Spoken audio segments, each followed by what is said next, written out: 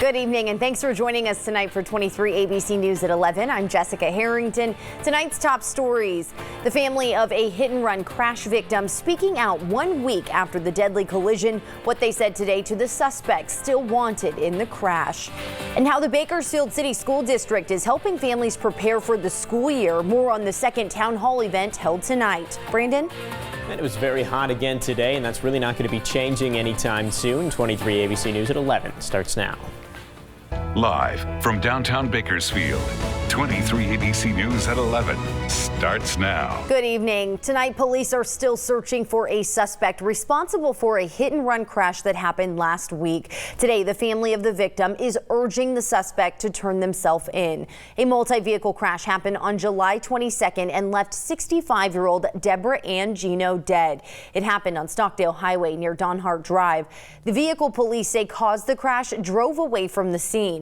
The Bakersfield Police Department and Gino's family are asking that person to come forward. We ask you to turn yourself in, and I give you my word that if you do turn yourself in, I'll be in court with you and ask the court to be lenient. But if you don't turn yourself in, I'll be in court also, and I'll be seeking full prosecution to the max. The family of the victim are giving a reward of $2,500 to anyone who has information about the crash or the suspect. The suspect's vehicle is believed to be a 2013 to 2019 dark gray Nissan Sentra, and it would have damage to the driver's side. The suspect is also believed to be a Hispanic woman, 20 to 30 years old and very short in height. If you have any information on the incident, you're asked to call police at 327-7111 or the secret witness hotline at 322-4040. Today, the Bakersfield Police Department released new surveillance footage that was captured from Golden Empire transit buses that were in the area around the time of the crash. Multiple videos showing the car police say took off. Take a look at the video that's on your screen now. The recently obtained video captured the suspect vehicle multiple times. Again, police described the car as a 2013 to 2019 gray Nissan Sentra sedan with very minor driver's side damage. If you have any information, you are asked to call the Bakersfield Police Department at 327-7111 or the Kern County Secret Witness Hotline. Again, that number 322-4040. Meanwhile, the Bakersfield Police Department is also needing your help to find another hit-and-run suspect. According to BPD officials, on July 6th, around 10:30 in the morning, this suspect here was involved in a collision in the area of Q Street and West Columbus Street. The suspect took off without exchanging information with the victim. The suspect is described as a white man in his 20s or 30s with a medium-build goatee and a tattoo on his right forearm. The suspect was driving a 2000 black GMC Yukon with a red hood and no front bumper. Anyone with information is encouraged to call BPD 327-7111. The Kern County Sheriff's Office is asking for your help in identifying and locating a suspect wanted for burglary in Wasco. According to KCSO officials, on July 5th, the man shown in these pictures burglarized a local farming business in the 16,000 block of Highway 43, which is south of Kimberlina Road in Wasco. If anyone has information on the identity or whereabouts of the suspect, they're asked to contact the Kern County Sheriff's Office at 861-3110.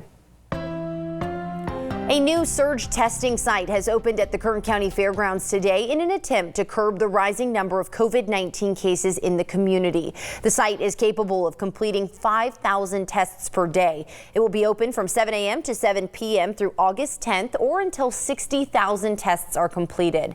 In a press conference earlier today, Congressman Kevin McCarthy said this new testing site will alleviate the stress on local hospitals and labs, as well as protect Kern County's public health and economy. I believe we can have the testing to know where it is, get ahead of COVID, but at the same time, wear our masks, continue to wash our hands, and keep the safe distance so we keep our economy open and working. The testing site is free and open to anyone of any age, although minors do need a legal guardian with them. Congressman McCarthy says you can make an appointment through his Facebook page. Of course, we have a link for you to do that on our website, turnto23.com. The Public Health Department reporting issues with incomplete data and duplicate test results being sent to them. Public Health says both the labs and testing facilities are submitting incomplete information electronically and or via fax, and it's slowing the workflow down at Public Health. After saying the labs and testing sites are to blame for the incomplete reports, Director of Public Health Matt Constantine explained they tripled staffing early on to meet the new caseload demand. He also touched on why some days our numbers are significantly higher than others, explaining that it all depends on how fast each agency can move and get the information to Public Health. But it is what is being reported to us on that day. So the coroner sends us stuff, the lab sends us stuff, and it does ebb and flow significantly. The state actually has a role in this in a state database. They have to do certain things to move the cases along, not only us. So we're dependent on the state. Constantine says the database Public Health shares with the state didn't work again this morning, and therefore public health officials couldn't publish their new updated numbers for the community to see because the state had not done their part in time. He also says determining how many staff members are needed daily is hard because the test results from the labs and testing sites are unpredictable. Turning now to our local COVID numbers, more than 400 new cases reported today, bringing the total to just over 17,300. It's about 1,400 cases less than what was reported yesterday. According to Public Health, almost 11,000 of the total positive cases are in the 18 to 49 age group. Public Health also announced no new deaths, the total here in Kern County staying at 135. Now, officials say more than 5,400 people have fully recovered, with more than 11,000 people isolating at home. More than 104,000, or 84% of all tests, have come back negative. For more information and a full breakdown of the local COVID case numbers, you can always visit our website, turn223.com. Meanwhile, the U.S. reached another bleak milestone in the COVID-19 pandemic today as Johns Hopkins University reports 150,000 Americans have now died from the virus, the most of any nation. All recorded U.S. deaths have come in the span of just under 6 months. The U.S. currently has more than 4.3 million confirmed cases of the virus, the most among all world nations.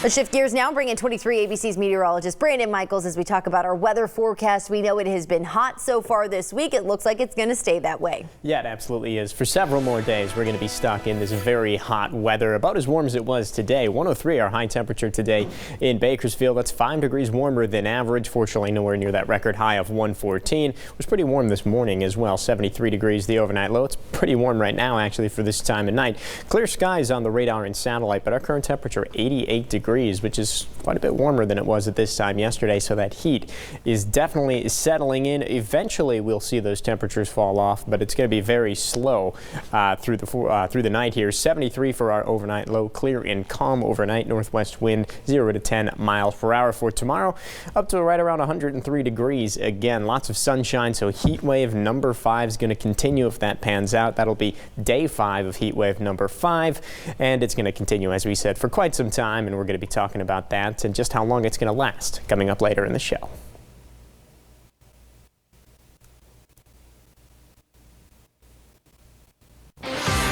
All right, Brandon, thanks. We want to turn now to some breaking news that's just into the newsroom. Kern County Sheriff's deputies are on scene investigating a shooting at Edison Highway and Morning Drive in East Bakersfield. According to KCSO, the victim telling them the suspect was in a black vehicle. We don't know the extent of injuries on that victim at this time. Details on the incident are still limited as this scene is still unfolding. Of course, we're going to continue to keep you updated right here and online at turn223.com. And of course, we'll have the latest updates tomorrow morning on 23 ABC News first at 4:30 a.m.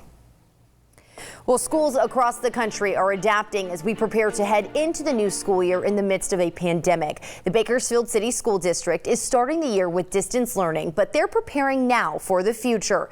Tonight, during their second town hall, BCSD discussed health and safety protocols to prepare for when students return to campus. 23 ABC's Kylie Walker joins us live from BCSD tonight with the guidelines that have been put in place. Kylie? Yes, Jess, tonight BCSD officials as well as a team of healthcare professionals describe what they expect the school year to look like once those students actually do return to in-class instruction. Now, although they do already have this plan in place, they want staff and students to know that these guidelines may change. During a virtual town hall meeting held Wednesday night, Deputy Superintendent Mark Lukey discussed health and safety protocols for Bakersfield City School District students once they physically return to the campus. We recognize that the virus is all around us. We understand that even in the most safest conditions, that possibility still exists. Lukey says students and staff will practice social distancing as well as follow state guidelines.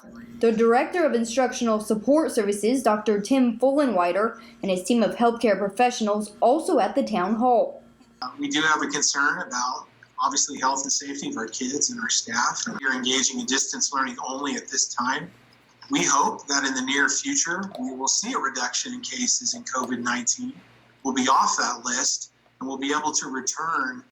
And until Kern County is off the state's monitoring list, BCSD will stick with full distance learning. But when students do return, School Health Coordinator Terry Lindsay says all students from 3rd grade to high school will be required to wear masks unless they are exempt by a healthcare provider. And if a student refuses, they will be excluded from in-class instruction. And in these particular instances, the student will receive virtual instruction until the student is willing to comply with the state mandate. Lindsay says students 2 years old and under are not required to wear face coverings. And from 2 years old to 2nd grade, students are strongly encouraged but not required. And facial coverings will be provided to staff and students. Teachers are required to wear a mask but can switch to a face shield when teaching the younger students and students with special needs. This is for instructional purposes and the ability to communicate with those populations. Staff will also take daily temperature checks upon arrival to work, and students will be required to take self-assessments at home with their parents based off of a guidance sheet that will be passed out. And if students are to experience symptoms while at school, Lindsay says they will be taken to an adult supervised isolation room until parents can pick them up. Now, BCSD will hold their 3rd virtual town hall meeting on August 5th from 5:30 to 6:30, where they will speak with the community on mental health and social emotional learning supports. But for now, reporting in Bakersfield, I'm Kylie Walker, 23 ABC, connecting you.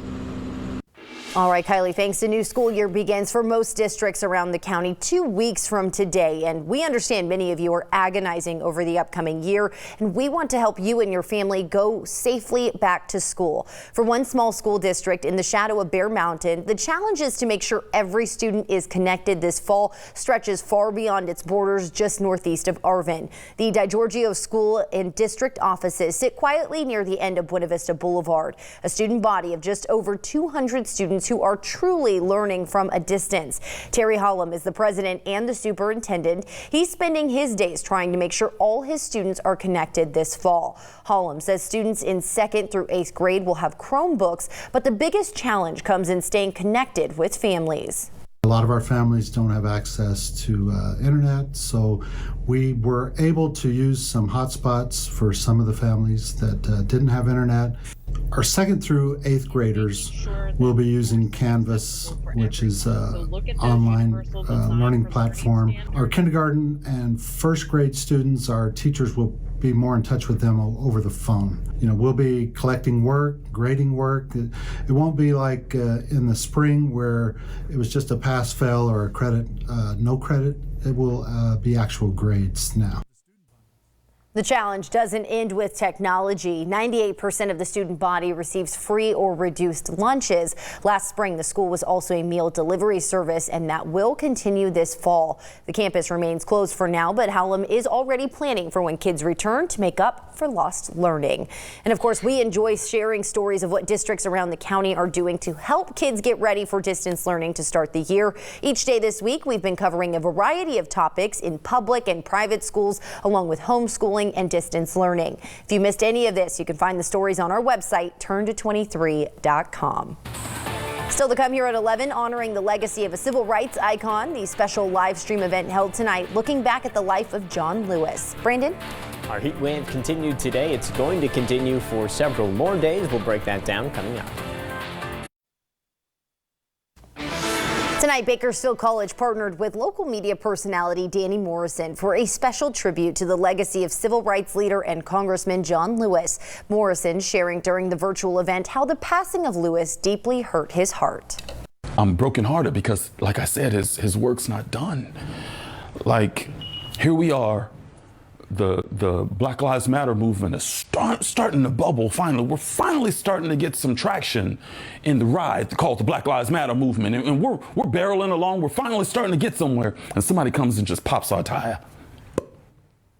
The live stream titled The Legacy of Good Trouble on Danny Morrison's Facebook page, also featuring BC faculty exploring Lewis's life as a civil rights leader and career as a U.S. congressman. Community leaders also joined in and reflected on how his lifelong pursuit of equality and justice impacted their lives. Tomorrow, more than 60 will be awarded during the virtual law enforcement and prosecutor recognition ceremony hosted by Mothers Against Drunk Driving. The event will be held at 10 a.m. during an online ceremony featuring guest speakers and award winners. In all, more than 60 officers from throughout Kern County agencies will be awarded, as well as personnel from the Kern County District Attorney's Office. Awards will be handed out to the Investigator of the Year, Victim Advocate, Top Probation Officer, Top Law Enforcement Officers, and a Community Champion Award. Again, the virtual recognition awards will happen tomorrow at 10 a.m. and you may recognize a familiar face. I will be the MC for that event. All right, turning now, let's bring in 23 ABC's meteorologist Brandon Michaels as we talk about our forecast. We know we have just been racking up that streak of 100+ days. Yeah, we have. It's at 4 right now. It's going to be at 5 tomorrow. It's probably going to end up 7, 8, 9 by the time that it's all said and done. We're really not even that cool here this evening. 88 right now in Bakersfield, still into the 90s for places like Maricopa, barely into the 80s for Jawbone Canyon, 91 at Ridgecrest, 91 still the latest reading at Wofford Heights. It's still very warm here this evening, and it's going to be hot tomorrow again too. 108 at Ridgecrest, 109 for China Lake, 89 for Fraser Park, 76, a little cooler at Pine Mountain Club, 103 for the high temperature in Bakersfield. So it's going to be hot across the board once again. Typically breezy in the desert and less so in the valley, as is pretty usual. 5 to 10 miles per hour winds for us. As far as the air quality, that's also fairly normal for this time of year, especially with the heat building in. We generally see some poor air quality, unhealthy for sensitive groups. For tomorrow, 7-day forecast now through the weekend. We're going to keep the heat with us. 103 for Saturday, up to about 102 for the high temperature on Sunday, with sunshine through the entirety of the forecast. You do notice, though, Tuesday into Wednesday, we actually see a little bit of a cooling trend there, so it could actually break this stretch by the time we get to the middle of next week, though that's far from a guarantee this time of year. A couple of triple digits still on the board for the Kern River Valley, 99 and 99 Saturday and Sunday there, and then tapering off for the rest of the forecast. Still about 4 days left in the 90s for Tehachapi. I think we're about done with the 90s for Fraser Park, but still staying in the mid-80s for quite some time before we cool down for the middle of next week. All right, Brandon, thanks. And tomorrow, because the temperatures will still be high, the Arvin Cooling Center will be open again. The Cooling Center at the Arvin Community Center will be open at 10 a.m. tomorrow and close at 8 p.m. Residents are encouraged to bring a non-alcoholic beverage, a favorite snack, or reading materials or games to enjoy at the center. The Mission at Kern County will also be open all week. Still to come here at 11 in sports, meet the local basketball player who's continuing to fight for his dreams and goals as an athlete, despite the impact from the COVID-19 pandemic on sports. That and more after the break. Welcome back. From professional to high school, sports have been uncertain for many over these past 5 months. One local basketball player has already had quite the journey to get to where he wants to go. 23 ABC sports director Carrie Osep shares how he wasn't letting anything, not even the COVID-19 pandemic, keep him from moving forward. Kadar Waller was already comfortable with moving as his family moved from Texas to Bakersfield when he was young. Not only is he about to make that move back to his original roots for the game he loves, but he's also about to make a move to his 4th school since high school. But trust me, he's still got all the moves on the court too.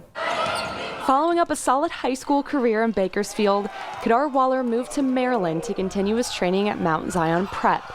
an opportunity to become a better basketball player and get seen by college coaches. Personally, it just helped me grow as a man, and then basketball-wise, it just helped me evolve my game, be more mature, make the right play. So I was just around a whole bunch of people from different areas, but we all had the same goal, was to make it to the next level and the level after that. Before that, Waller had already transitioned from Liberty to Bakersfield Christian for his final years of high school, giving him the tools to adapt. Getting out of my comfort zone, going in different environments and adapting and adjusting and just getting something good out of every situation. For the baller who has always been on the move, both on and off the court, he was eager to find a new landing spot in college. But the COVID-19 pandemic changed his plans. I had a lot of options going into colleges, but unfortunately with the COVID, I couldn't take any visits and everything, so I felt like the national JUCO route was the best route for me at the time. I'm going to Collin College in Plano, Texas. The pandemic never changed his passion. Last month and a half, 2 months, we've been working out pretty much every day, working on my jump shot, trying to change things. It's a blessing I've been able to put my head down, get in my gym with my best friends and my brother, and really grind. While he keeps working in the gym until he leaves for Texas on August 18th, he'll make sure to pass any knowledge off to the next Waller in line. That feels good to see my little brother grow up. And the next BCHS Eagle, Bentley Waller.